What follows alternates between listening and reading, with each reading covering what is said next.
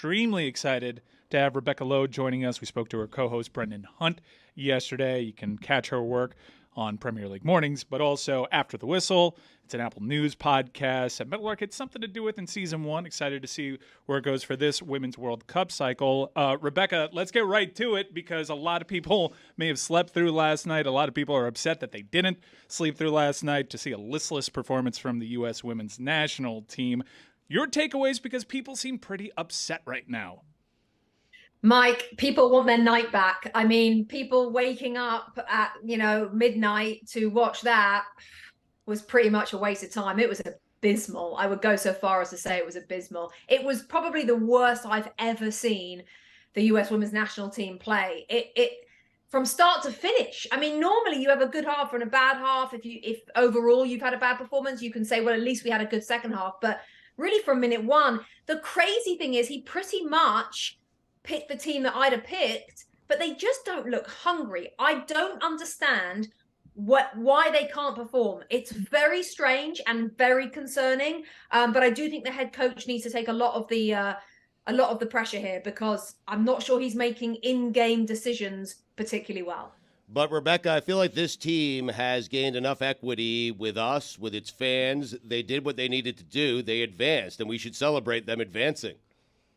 Yeah, I mean, that's one argument. They did what they needed to do in terms of they got out the group. But what you really need to do at a World Cup is finish top of your group. Because if you're going to finish second, you're going to have a very difficult last 16 game. And it looks like they're going to play Sweden. That's not easy. Had they really done what they were supposed to do and finished top, it would have been easier. So, I mean, I guess they got out of their group. Great. At least they're not out by the skin of their teeth, because, of course, when Portugal hit the post in stoppage time, if that ball had gone in, they'd have been going home. US women's national team would have been on the plane today. So, yep, they're through. Yep, that was their objective in the big picture way of looking at it, but not in the minutiae. And they are not doing what they should be doing. Are there signs for hope and encouragement going through, or are we just leaning on our reputation? There's always signs of hope, Mike. I mean, there are. Sophia Smith in the first game with 2 goals. She looked brilliant. She on her day can do it. We have experience in Rapinoe, in Juliet's, Kelly O'Hara, who really showed some leadership at the end of this game when she kind of gave a bit of a team talk and said, look, forget about everything now. Now it's about a 1-game tournament. So we have that experience, and let's hope that can come to the fore, because something needs to happen. There needs to be a spark, because at the moment there is no spark, and that is very unusual for the USA. Look, they're favorites coming in, so there's a huge amount of pressure. The target's on their back. We know that. We know that's always the case with the USA. They kind of should be used to that. So it's strange how muted they are, which is why I come back to the head coach, because I'm just not sure he's got the credentials to take this team all the way. I hope I'm proved wrong. Is it fair to say that against Sweden, missing a couple of good players, they're going to be a serious underdog, which is unheard of for them in the last 8-12 years. The U.S. is going to be an underdog to Sweden, right? Well, it's funny, guys. Football's weird. You can see the reputation, as Mike was talking about there, sometimes precedes you even over form. I'm not sure they will be underdogs. If you looked at it in a very small little last couple of weeks and you were an alien coming down to the Women's World Cup, then maybe. But anyone who knows about the women's game over the years will still think the USA can pull this out the bag. They are missing a big player. So Rose Lavelle, who is back from injury and started the game against Portugal, picked up a yellow card. That's 2 yellow cards now in the tournament for her. She misses Sweden. That's a big loss. So that makes them slightly more, if you're going to say underdogs, I suppose. I still don't think they're underdogs. Sweden are not the team they used to be. America go into this, for me, favorites, have to win, should win. Yeah, I don't think they're going to be underdogs either. And the betting markets are probably something different than perception, but it's also a funky tournament. We saw Argentina like 8 years ago make a World Cup final without actually playing well throughout the entire tournament. It's a very strange thing. But I want to talk to you now a little bit, shift gears before we come back to the Women's World Cup, because I think for me the most fascinating story is the Colombian women's national team, and I'd love to get your thoughts on that given their history. But you also work for NBC's coverage of the Premier League, and one of the things that the English Premier League has never really had to deal with is their league being rated. And right now, it might seem like a relationship out of convenience because not a lot of great contracts are finding their way over to Saudi Arabia. But I'm curious the English perspective right now on the Saudi league. It's really interesting. I think at the beginning of all this happening, people thought, well, China tried this about 10 or so years ago and it petered out. So this is going to be the same thing. I don't think it is the same thing. Do I think that the Saudi League is going to rival the Premier League? Absolutely not. It just can't, because yes, they have some players who are in the middle of their careers, but on the whole, if you look at the Jordan Hendersons and you look at the Benzemas and you look at the Ronaldos, they are all similarly to Messi coming to MLS. So there is a raid as such, but it's not yet got to a level where I'm thinking this is really dangerous. It's a bit dangerous as well because of the money. It's just kind of skew-whiffing, as we say in England, the whole landscape of transfer. So if you're being offered crazy amounts of money for a player that isn't worth it, that is going to change the way the money is then fed down the pyramid. It's kind of changing that side of things. I don't think from a football perspective it's a big problem right now because the players going over there are on the whole at the end or nearer the end of their careers. You're at the moment not getting the 20-year-old or the 21 or 22-year-old. You're not getting Erling Haaland saying, you know what, I want to go to Saudi Arabia. If that happens, then we're in trouble. Our show was kind of at the center of a related story when Tony Khan mentioned Saudi Arabia's human rights record and the murder of a journalist. This was when Mitrovic was linked to go to Saudi Arabia. And it seemed as though after that made news, the public counter by Saudi Arabia was to offer a bleep you money deal to the head man in charge, Marco Silva, over at Fulham. He rejected, but do they not only have resources, but can you actually say they have bleep you money and they'll just keep increasing offers until people bend the knee?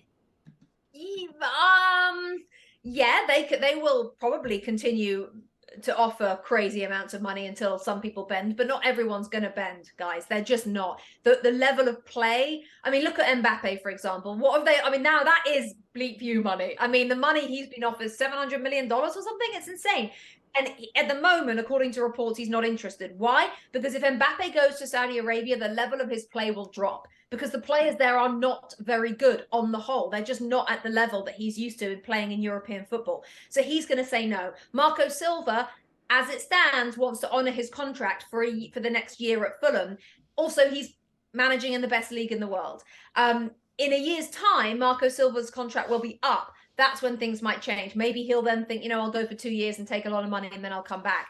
I think we need to see how things turn out with the likes of Steven Gerrard, for example. He goes over there, it's getting paid more money than he'll ever have had in his life. And by the way, he's had a lot of money.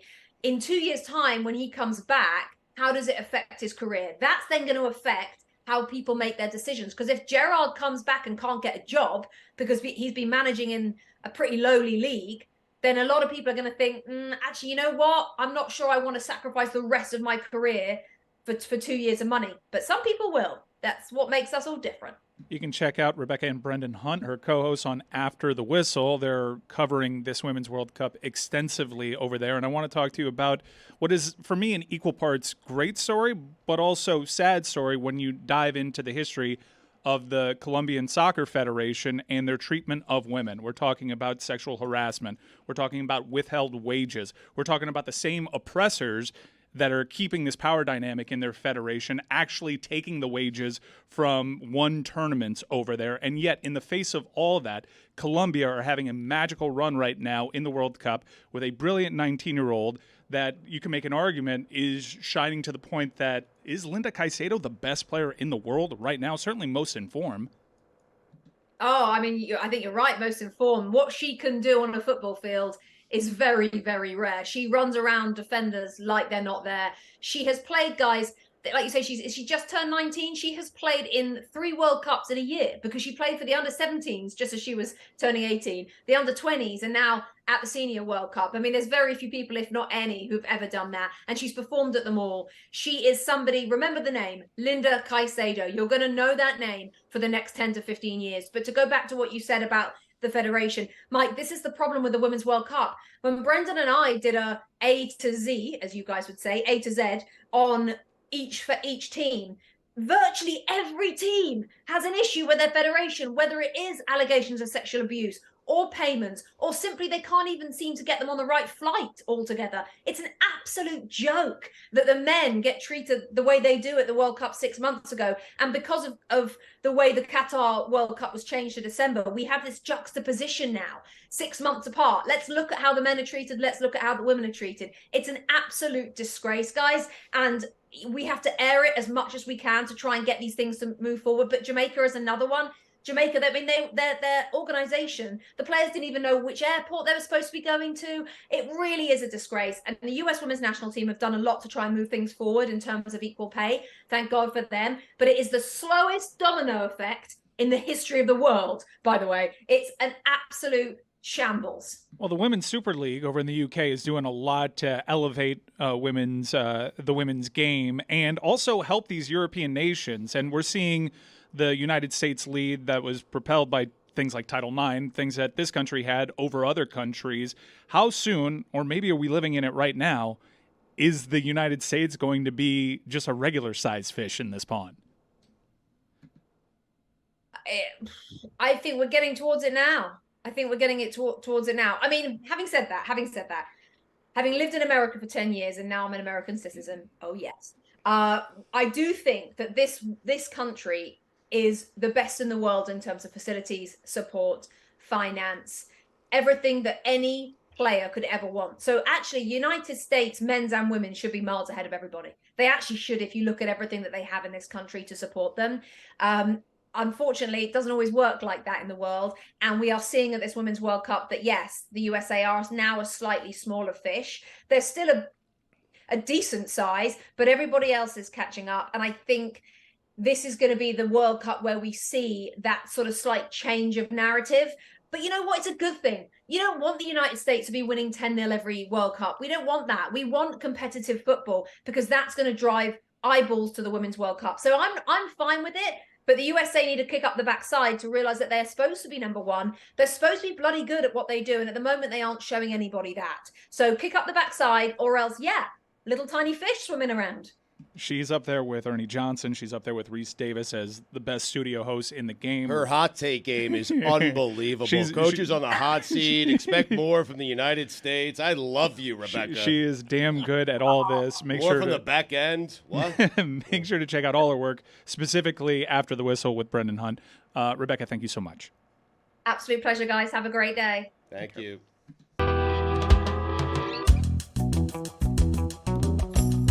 Apologies that I'm sitting in this seat and I immediately took it to Soccerland. That's what you do. Yeah, Dan, I didn't push Dan out of the seat to do that interview. Dan left, and it's Soccerland. Yeah, and it sounds lovely, and it's been a bit of a day, and we're all kind of processing it. Sounds like a land where nothing happens.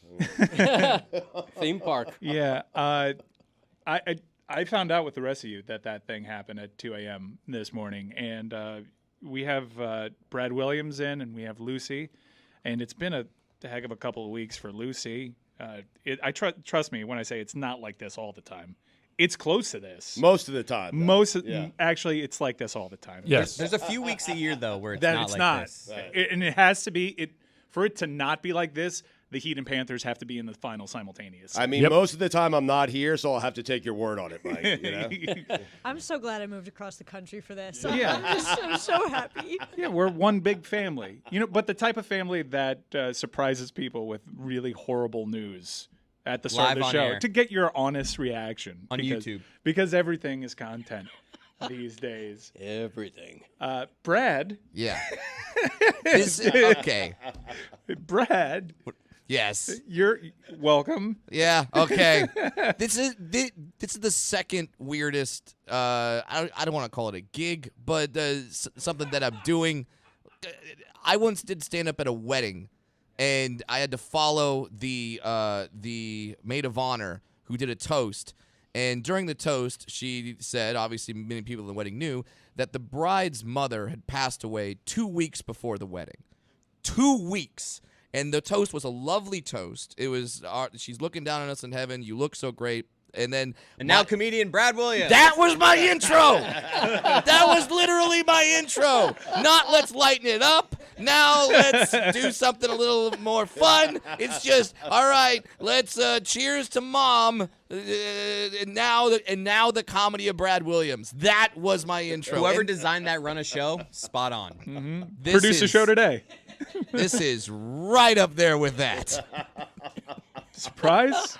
By the way, I'm launching a tour today. All right, great. Yeah. Oh, yeah. Launching a Buy tour. tickets. First theater tour. This is not just like, him going around. This is a theater tour. Yeah. Let's Theater fill these tour. theaters. Folks. Yeah, Theater we have a fancy graphic up for you, There you so go. it's not all bad today. Buy your tickets early. I'm a very small man. If you're in the back, it's going to be tough to see me. I'm not having screens. I'm not Taylor Swift. So, but yeah, get your tickets. It's called Tour 24. All the details are on my website. Use pre-sale code Brad, and it's the announcement today. What's your website? BradWilliamsComedy.com. Over 60 dates, but okay, whatever. I'm sorry. That's the people's family members have passed As part away. of your shows this weekend in Miami, you should just reiterate the sad news that started today's show. That's what I'll do. I'm gonna be at the Miami Improv this weekend, and that's how I'll open. I'll open with a moment of silence, We'll and replay then, the start of the show. and then tell some jokes, which will be followed by more moments of silence. There is more comedy to be had here. How many people talked to Dan before we went on air today? Because I had a full conversation with him in the kitchen and had no. And he didn't mention it? He didn't say anything? Not even a hint of it. We were laughing and joking about something. Probably skipped his mind. I saw him at this. I mean, how does he not? In Greg's defense, it's funny, but how does he not say anything to Billy or to any of us? I saw don't- him at the sink, filling up a water container, and the water container was overflowing, and he was just standing there with his head down. So You kind of picked up on something. And then Billy came over. He's like, "Here's a knee slapper for you." No, I went up and I went Opening up. for Brad Williams is Billy Gill. The first Billy time I Gill. had seen him in weeks, and I was like, "Hey, how's it going?" Because I knew, whatever. I'm like, "How are you doing?" The normal question of how's it going? Yeah. Welcome back, Billy. Did you just Some say small fine? talk. Yeah, small talk. We laughed, we joked, and Small then talk. That would have been a great name for the tour. Darn it! There was too a late? small talk. Next tour. Someone get that graphic up. When we had Ron on, there was just a, "Hey, Stu, how's it going?" And Stu was like, "Great." And I was like, Yeah, Stu, is maybe it? just go with good today. Is it? I don't know. I'm so bad with death. This is after I knew. I'm so bad with death that is not something that you should spring on me. Yesterday, we were planning on doing the show. Dan was here on the meeting, and then he was gone. And then I slotted into this seat. Too much fanfare. And I was prepared to do the exact same thing. And then I saw that Dan was here. And Dan didn't take part in the meeting. He just kind of went to this room, understandably. Actually, not understandably. Where he finds the strength to even do the show. It tells you a lot that this show does bring him some relief. So as bad as it ever may feel for you guys, and the occasional good show that you're like, hey, you guys have been there for me, I guess there's something to it because we were kind of there for Dan. Could have done without the surprise. That's just me. Chris, he texted Chris this morning. He's like, I'm going to be there just for a little bit, and then I'm going to go. And I'm like, okay. Chris, you knew? I was on a text chain where he was like, "I'm gonna pop in for the start." No, but I he might just said he leave was early." coming in. Right. He Yeah. didn't say. He's like, "I might have to leave for hour 2," Right. Okay. and he's gone. Yeah, I had no idea. To his word. So, yeah. Mike, your biggest complaint about everything this morning is how it affected you. Yeah, Dan Always. should have workshopped it with you a Always. little more. Always. Seems like we're all complaining That's now. my Just prison, so baby. we're clear. That's my prison, baby. All right, so I do want to. We had a tough day. My condolences on your day. Yeah, seriously. This is such a hard day for you. I have been inconvenienced by Lebo a couple of times so recently. many plates spinning. Yeah. I actually have a funny story about Lebo that I'll share with you guys right now. My most recent tattoo is a Lebo design, and a lot of people. I posted one picture of it, and the internet was very helpful to point out that there's actually a typo in it. I think you can understand why there's a typo in it, given the condition that Lebo has been in, and I did notice it, and I've decided to keep it the way that it is. But it's the second to last. I don't really have a choice. I mean, it's permanent. No. It's actually an easy because he missed an I, and there's a space there that I can. I was actually going back and forth with Dan about whether or not I should fix a typo or just remember it as it was. Because when I first saw the design, I actually didn't want the writing in it, and then the typo presented itself, and it was actually a very easy decision to just not go with it. So this Lebo story is about your tattoo. Yes. Yeah. Just so we're clear. No. And how he fine. and how he messed it up. Brad, take it literally easy. choked up Brad, here. he's had a tough day. Take it easy on him. I told you I'm Retroactive. Bad with death. I told you I'm bad with death. Everything's about me. Obviously. So I decided to keep it, and I will keep it henceforth like that. But it's not the last piece of art that Lebo did. I actually saw the last piece of art that Lebo did, and it was while Lebo was at the hospital. I saw, Dan was very kind to share videos of Lebo's reaction to the art, and I saw Lebo's last actual piece of art on the, you know how they have the whiteboard where the nurse writes their name and everything like that. There was a fancy Lebo designed penis on that whiteboard right by the nurse's name. And that's the kind of fight that Lebo had. That's kind of elevated spirit Lebo had for all of this. Dan's been really private, and I You hope didn't want that tattoo? No, I thought about the penis. Yeah. The penis, because I don't have the claim to fame that I have Lebo's last piece. Are you upset about that? No, not in the least. Because I have never, this is more about me, guys, so buckle up. Oh, I would not be producing this show were not for Lebo. Flatly. Lebo was really kind to me. I stepped into pretty big shoes here, and naturally Stugotz and Dan were really nervous about it, because every step of the way of my history with the show, I've been in over my head. And this was a show that was moving in a really positive direction at the time that Hawk, our executive producer at the time, left it. And Dan did not trust me, flatly. This. Know the feeling. Yeah, this shouldn't come as no surprise, but We all do. I've had awkward situations where Dan has had me interview a potential replacement for myself. It was What a weird place. yeah, it was a really weird place, and the only people that were in Dan's ear about you got to write it out with him, his heart is good and they have faith, I went out to dinner with Lebo so much during that time, and I went out to dinner with Dan's mom, trying to figure out ways to earn Dan's trust, trying to figure out ways to learn more about Dan and help our dynamic. And so I know that Dan's a complicated guy, so I went to the people that knew him best. And over the course of 3 years, Lebo and I got really close. We went to a bunch of concerts together, and I would have left the show, or I would have been canned a long time ago if it wasn't for what Lebo did for me, just as a friend, just as a person. Lebo knew his brother better than anybody, so he provided me so much insight and so much help in just being able to overcome. Sorry if I'm getting choked up a little bit. And just being able to overcome the personality dynamics of this. As you guys can attest to, it's a pretty strange setup that we have over here. And over the years, Lebo, he moved, and he had this fight going on that he fought so bravely and valiantly throughout the years with it. And we couldn't talk all that much, and I couldn't get the opportunity really to say what he meant to me. And I kind of feel guilty now that one of my last requests in time with Lebo was just, hey, make me a tattoo. But it's something special, and the fact that there's a typo on it makes me laugh. And I'll think back to seeing that initial reaction from him in the video and seeing what his spirits were at the time, and the fact that he had a penis drawn on the whiteboard. The fact that he was able to smile throughout the process was something that was uplifting in a really weird circumstance, especially for someone like me that understandably is bad with death, given my history. And I love him so much for what he did for me. And I know you guys have your own stories and interactions with Lebo. Stugotz had a really great on-air relationship with Lebo. Lebo was a part of our show, not just the aesthetic, but an actual cast member on our show when we did The Man Who's Never Willingly Attended a Sporting Event and all sorts of other bits that we should edit and possibly revisit. What did he call Tootie? What did he say? Tom Brady? It was like Eric Brady. He or said something? Eric Jeter. Eric Jeter. Yeah, he's like Eric Jeter. Who do you? Yeah. He's like, who is a superstar of the Yankees? The captain that was killing the game at the Eric time. Jeter. He's like, I know this, Eric Jeter, and It's one of the great show moments of all time. Yeah, Lebo in terms of people associated with her show. Also, him painting me orange. he had a really high Q rating, and there were things going on that unfortunately meant his interactions with the show were fewer and further between, and I think that's understandable now. But he was there's no Le Batard Show.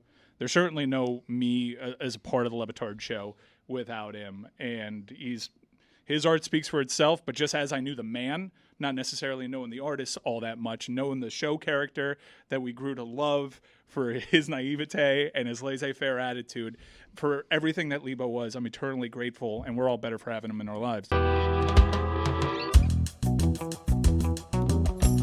Should have known. I mean, he was trying to tell you, Chris. I The knew water he was trying to tell you something. I knew he's just been stressed for weeks, so it could have been that stress. Like, I didn't know that we had arrived. It was a weird one. And then I saw people joking around him, and I'm just like, this is awkward, man. Yeah. Right, yeah. Brad Williams at the Miami Improv this weekend. I hate you all. I hate you all so I much. didn't do anything. Not Roy. Roy's cool. Thank you. I have a question for you guys. Oh God. Have any of you guys, and this is kind of like in completely opposite direction. Hey, but I we've got had a an few of email those today, Billy. Yeah. Have you guys ever like bought something once or signed up for something once and then received for years email promotions for that said item or company? And what is the weirdest one? Because for like 5 years now, I'm terrified on the tie-in. I've been Transition. getting emails for this company called Undisputed Belts, I believe, because of the championship belt that we gave Big Boy when he won Celebrity Prognosticator like 16 weeks in a row. So we ordered him a custom championship belt for beating Colin Cowherd. And for like 6 years now, I'm constantly getting emails about this website's promotional championship customizable belts. I have to dig through my email, but there's a few of those really random ones. I got emails from a maker of oversized foam cowboy hats. Yeah.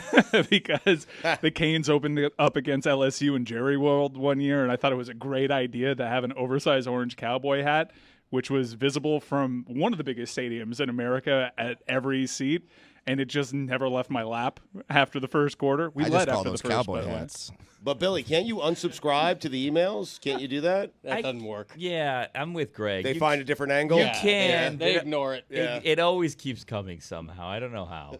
I'm looking through my email and that's a bad job of sitting in this driver's seat a little bit, and that's not great audio, so I apologize. Well, I mean, I could have given you guys a heads up. We We could There's a all be theme. doing the better. meeting. Yeah. Themed that today. Yeah, we could all be doing better there in that respect. Greg, Lucy has something, actually. Yeah. You were looking in your phone. You Yeah. couldn't see that she wanted is World It's of cool. Beer I still a love it thing? here. I feel so welcome. Yeah, yes, it is. It's really chill. World of Beer, yeah. In college, I used to give my friends like customized shot glasses with pictures of me on it. Really narcissistic, but funny Wow. gift. So I will. I'm get interested in emails. this. Yeah, do you Yeah, still I have get one? I emails- want one. I get emails now that's like a picture of me from college on like a T-shirt or like a very nice frame, and they're like, "Come on, buy it again, buy it again." It's been years. I've unsubscribed to the Greg Cody podcast, but yet it keeps coming. It just keeps landing on That's my a good phone. example. Yeah, It's like yeah. that darn U2 album. I led you right where you wanted to go, my Once friend. you're in, we don't let you out.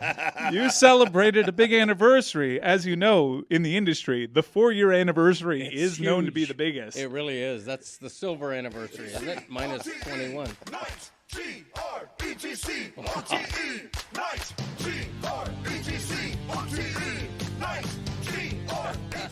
Okay. All right.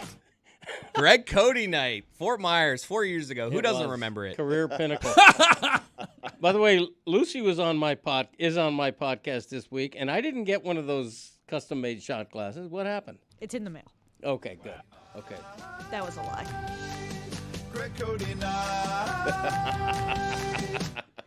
What'd you guys discuss on the podcast? So on your Greg? podcast, you revisited the night that you threw out a first pitch at a minor league baseball Played a game. song about me. Imagine that. I did break news on the podcast. Oh, wow. Yeah, I Music off. reported. I reported exclusively, and I meant to ask McGill this to see if he knew. A wombat is capable of running 100 meters faster than Usain Bolt. Okay, That's amazing. that's it. It ends right there. And And you reported that. Yeah. It's a good report. You know what a wombat is, right? Yeah. It's like a. Yeah. just like a big giant rodent. Hit the other one. But you Super reported fast. it, you're Yeah, saying. no, I broke that You don't news. reveal your sources, but Right. how'd you... It's a bit of information that I knew. I conveyed it. Nobody else knew. This is catchy. It makes you wonder, Greg, doesn't it, why we don't have animals competing in the Olympics? It does. There should be an Olympic event. I mean, if we want the fastest, beings on animals. Earth, why does it have to be humans? Right, exactly. Speaking of animals, Dan Campbell wanted a live lion on the Lions sideline. Is that just That's so is Dan that just Campbell. breaking news right now? Are you breaking that? The NFL said no. Dan the man. Brad, I don't think Yeah. I did a good enough job of That's okay. Of promoting your upcoming shows, and I just Or wish Greg's podcast. to be once honest. once in my life I want to be as good at promoting anything as good as Dan was at promoting Dragonfly Jones's wild. podcast. Yeah, What? seriously. He bashes What the the Weeds hell? podcast. He hasn't promoted my dad's podcast like that ever.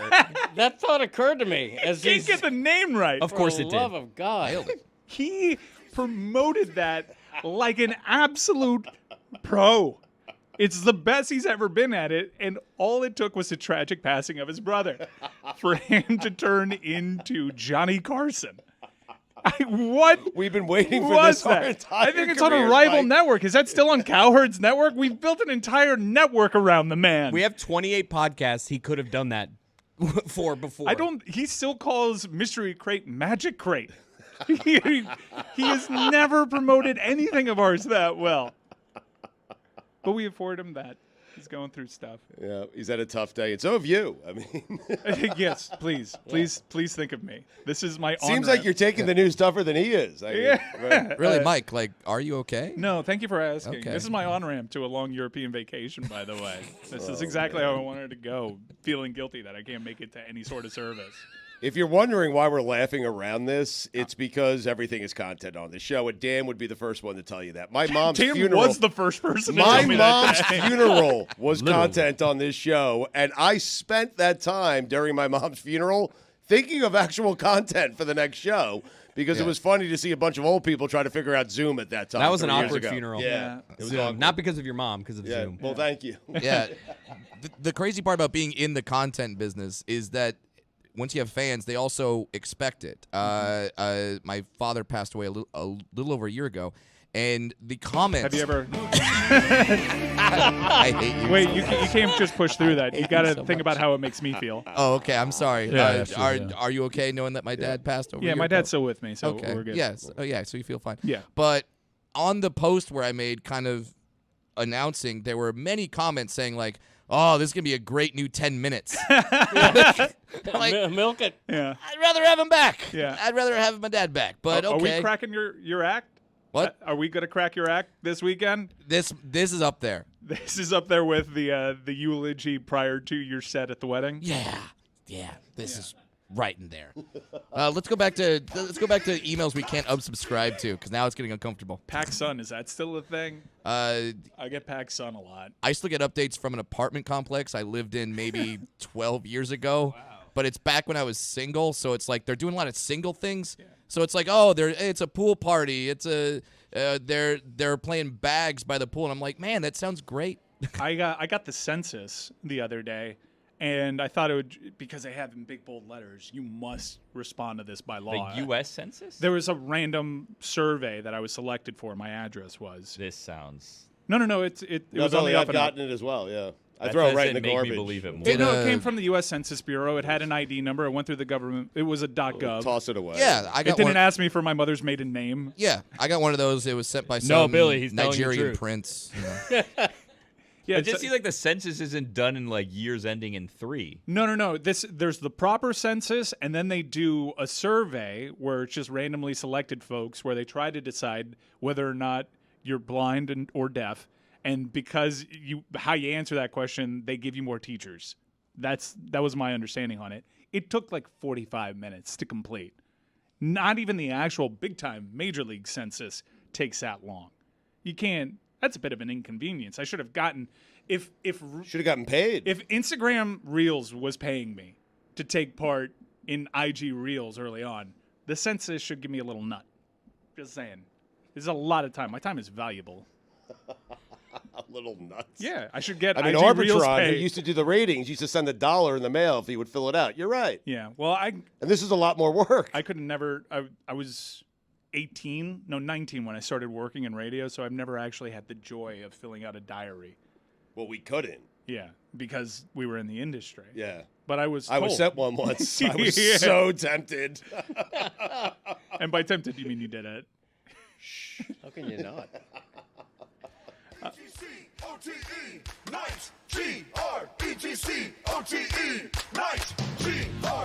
Everybody! Night. That is the talented Yeti. Yeti Blanc from your podcast, Greg. Yes, it is. So your podcast has Lucy on it. Lucy Rodine, our newest cast member. What'd you call her, Dad? The Dean of what was The it? Dean of Rodines. Okay, good. The Yeah. Dean of Rodines. And he broke news. I mean, Yeah, the with the wombat. You got the yeah. wombat. Don't give it all. Don't give No, away all the good believe stuff. me, I'm not. But who else is talking about a wombat on their podcast? We got there because we also had Morgan from Australia talking about the Women's World Cup. And wombats are huge in Australia. It's like, other than the kangaroo, it's really like the national animal of Australia. So that led me directly to the speed of a wombat, because you don't associate a wombat looks slow.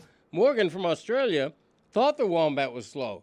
I'm talking to an Australian woman, informing her that the wombat is Usain Bolt fast. Nobody knew it. The wombat Nobody can believed scoot. it. Yeah, Huh? he can. Yeah. Damn right. Sneaky speed. Isn't that right, Lucy? Sure, yeah. Thank you. Lucy, it's understandable if your head's spinning a little Poor bit. Lucy. Was that about the same that you said on the Greg Cody Show podcast? I said it worse on my own podcast. It's unbelievable. You think I'm good now?